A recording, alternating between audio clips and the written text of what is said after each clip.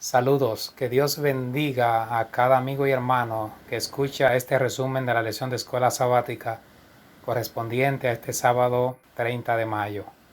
Lección número 9. La creación, el Génesis como pilar, parte 2. Verso para memorizar.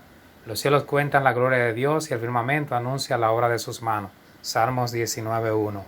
Querido Padre, queremos invitar a tu Espíritu Santo, quien inspiró las Escrituras, para que nos guíe en todo el transcurso de este estudio. En el nombre de Jesús. Amén. Muchos grandes pensadores se inspiraron en las Escrituras para explorar el mundo creado por Dios. Como resultado, nació lo que conocemos hoy como la ciencia moderna, teniendo en su frente a Johannes Kepler, Isaac Newton, John Ray, Robert Boyle y otros grandes científicos de la antigüedad que creían que su trabajo dejaba ver aún más la obra creadora de Dios.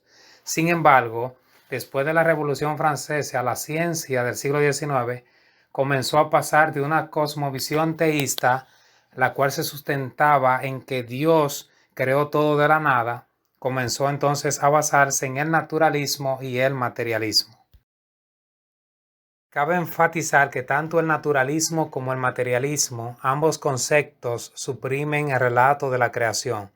El naturalismo por rechazar lo sobrenatural y el materialismo porque sostiene que la materia no ha sido creada de la nada. Así que Charles Darwin popularizó estas ideas filosóficas en El origen de las especies en 1859. Desde entonces la ciencia se ha distanciado cada vez más del fundamento bíblico, dando como resultado una reinterpretación radical de la historia del Génesis. De esos planteamientos surgen las siguientes preguntas. ¿Enseña la Biblia una visión anticuada y no científica de la cosmología? ¿El relato bíblico simplemente fue tomado de las naciones paganas circundantes? ¿La Biblia se vio condicionada culturalmente por el tiempo y el lugar? ¿O su naturaleza inspirada nos eleva a una visión de los orígenes que está completa en su esquema divino? Estos son algunos de los temas que vimos durante la semana y que a continuación vamos a resumir. ¿Una tierra plana? Actualmente hay personas que se hacen esa pregunta. Comúnmente se cree que en el mundo antiguo muchos pensaban que la tierra era plana. Sin embargo, por diversas razones, la mayoría entendía que la tierra era redonda. No obstante, incluso hasta el día de hoy, algunos afirman que la misma Biblia enseña que la tierra es plana. Apocalipsis 7:1 y 20, 7 y 8. ¿Cuál es el contexto de estos versículos? Más aún, ¿enseñan que la tierra es plana? Juan hace mención a los 4 ángeles que están en pie sobre los 4 ángulos de la tierra, sosteniendo los 4 vientos. También hace mención a Satanás cuando sea suelto luego del milenio, quien saldrá a engañar a las naciones que están en los 4 ángulos de la tierra. Como ustedes pueden notar, Juan repite 3 veces la palabra 4 para unir a los ángeles con los 4 puntos cardinales. En resumen, Juan lo que hizo fue utilizar un lenguaje figurado, como lo hacemos hoy, por ejemplo, cuando decimos que se levantó un viento del este o que el sol se está poniendo, ya que no podemos insistir en una interpretación literal de estos pasajes proféticos, cuando realmente están dando una idea figurativa del norte, el sur, el este y el oeste, y por lo tanto no podemos sacarlo de su contexto en el cual se encuentra. Job capítulo 26, versos 7 al 10, e Isaías 40, versos 21 y 22, que enseñan acerca de la naturaleza de la tierra. Job enseña que la tierra está suspendida sobre la nada y que Dios le puso límite a la superficie de las aguas. Por otro lado, Isaías dice que Dios está sentado sobre el círculo de la tierra.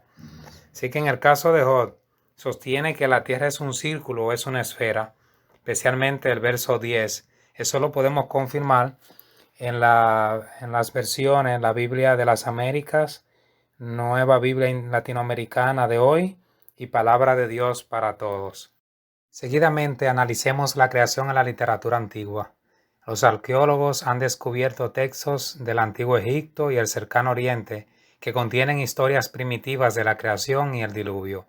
Esto hizo que algunos se preguntasen si el relato de la creación fue tomado de estas culturas o si dependía de alguna manera de ellas. Pero, ¿es realmente así? Es importante que podamos leer Génesis capítulo 1 al capítulo 2 verso 4 y luego leer los extractos de la epopeya de Atrahasis para poder hacer una comparación, es decir, podamos ver las similitudes y las diferencias de ambos relatos. Por razones de tiempo no podré leer estos relatos, por lo tanto doy por sentado de que usted lo leyó y simplemente vamos a ver las similitudes y las diferencias de ambos relatos. Similitudes de ambos relatos. La epopeya dice que los dioses estaban cansados y quisieron al hombre para librarse de su pesada carga, y así esa carga sea llevada por los seres creados. En el Génesis encontramos que Dios reposó el séptimo día. Esto pudiera sugerir que Dios estaba cansado. Sin embargo, Isaías 40:28 afirma que Dios ni se cansa ni se fatiga.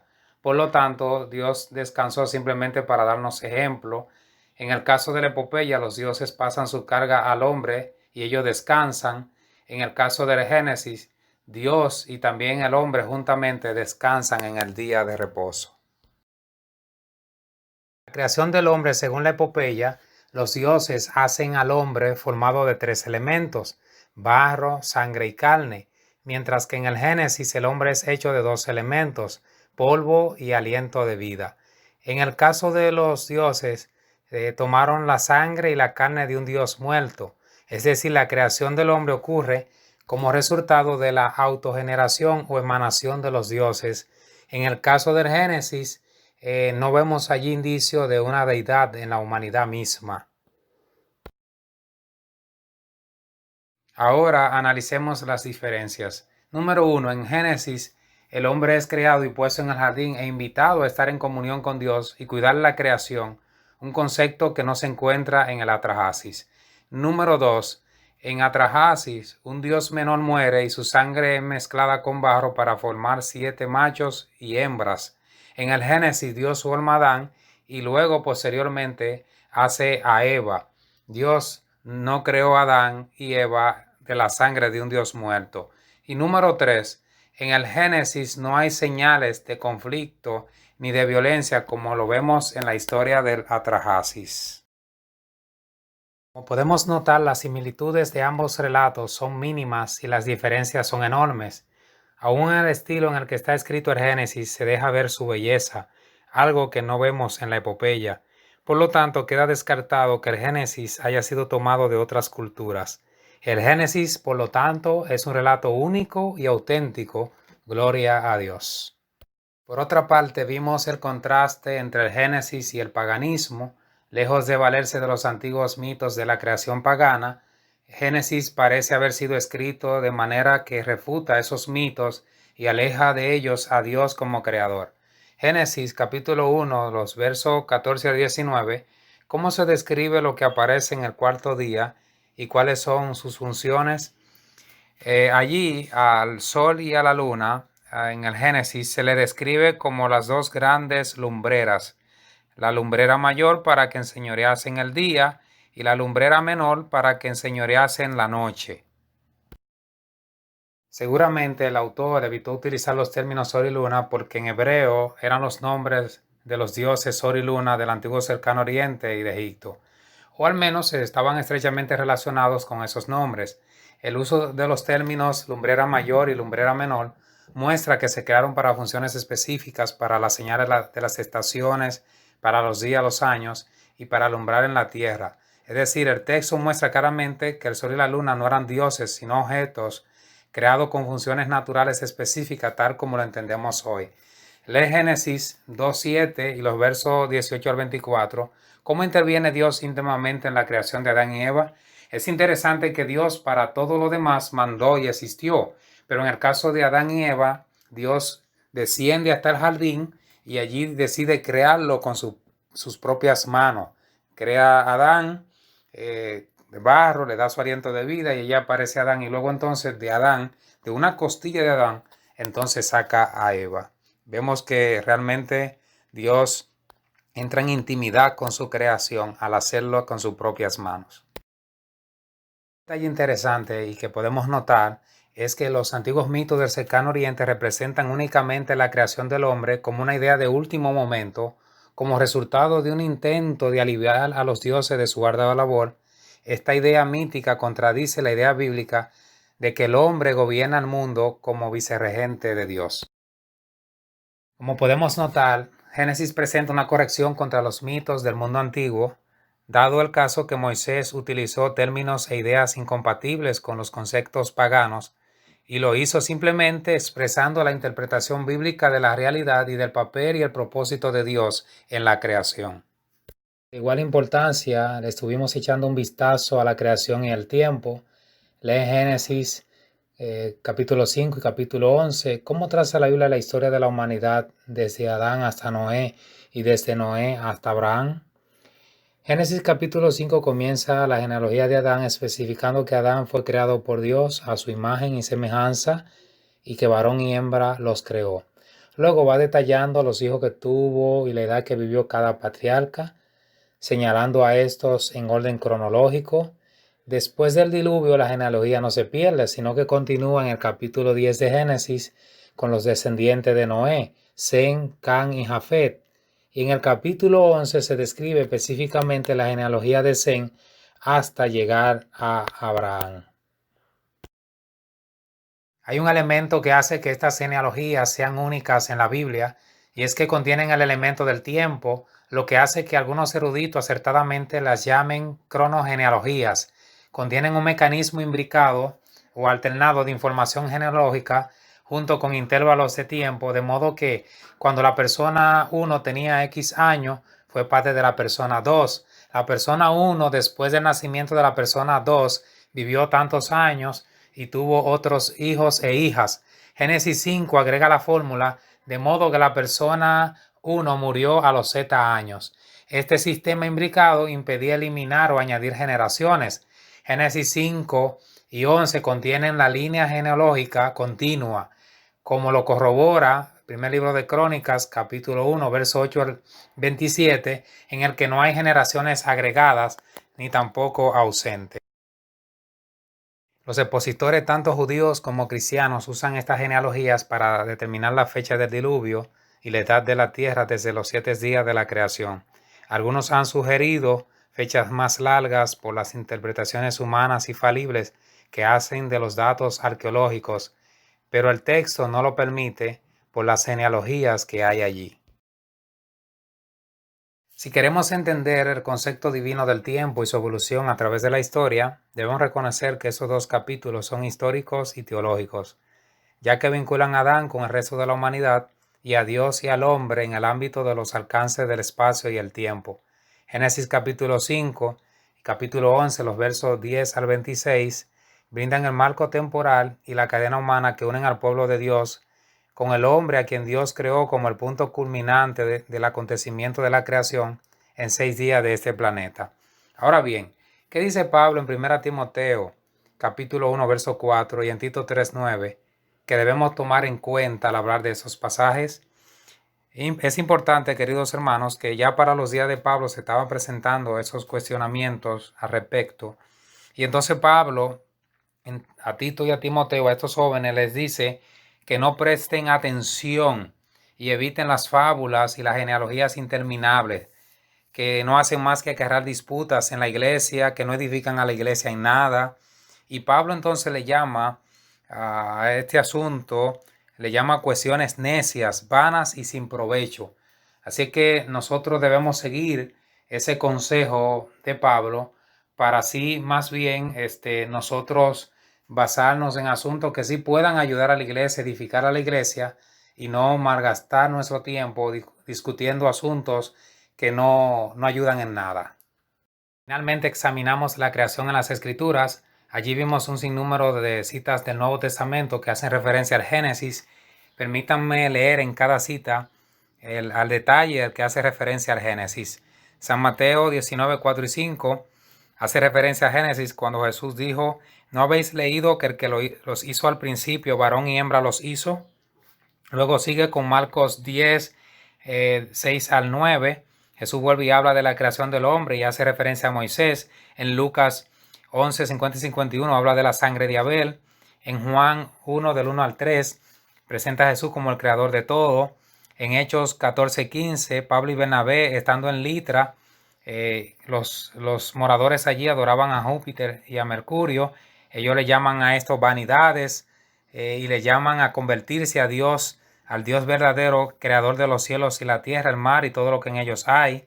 En Romanos 1:20 hace referencia a la deidad en la creación.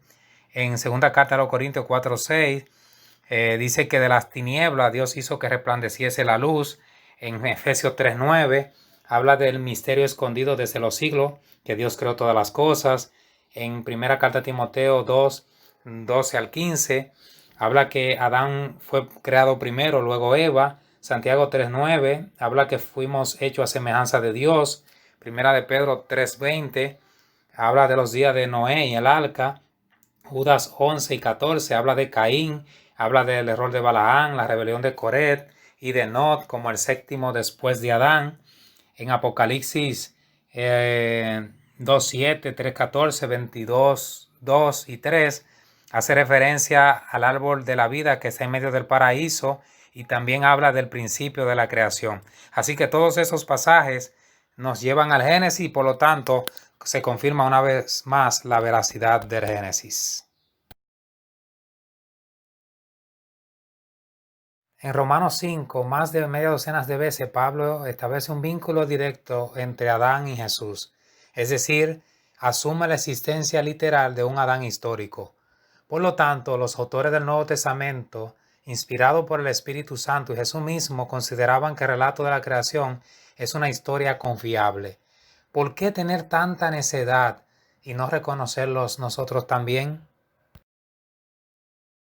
En resumen y como resultado del estudio de esta semana aprendimos lo siguiente. Número 1. El relato bíblico de la creación es único y auténtico. Número 2. El escritor del Génesis fue muy cuidadoso a registrar la historia de la creación para que no fuera confundida con el relato de otras naciones circundantes paganas. Número 3. Las genealogías del Génesis nos permiten tener una fecha aproximada de los eventos registrados allí y de la edad de la tierra. Número 4. Los escritores del Nuevo Testamento son un testimonio poderoso de la autenticidad del Génesis. Y número 5. No es posible que la ciencia trate de explicar los eventos sobrenaturales del Génesis metiéndolos en el laboratorio. Permítanme leer dos citas del Espíritu de Profecías que nos ponen en perspectiva sobre el tema que hemos analizado esta semana. La primera cita dice: la Biblia es la historia más abarcante e instructiva que los seres humanos poseen. Vino fresca de la fuente de verdad eterna y una mano divina ha conservado su pureza a través de todas las edades. Solo aquí podemos encontrar una historia de nuestra raza, libre de la mancha del prejuicio y del orgullo humano. Testimonio para la Iglesia, tomo 5, página 24. Segunda cita dice: Dios nunca les reveló a los mortales exactamente cómo realizó la obra de la creación en 6 días literales.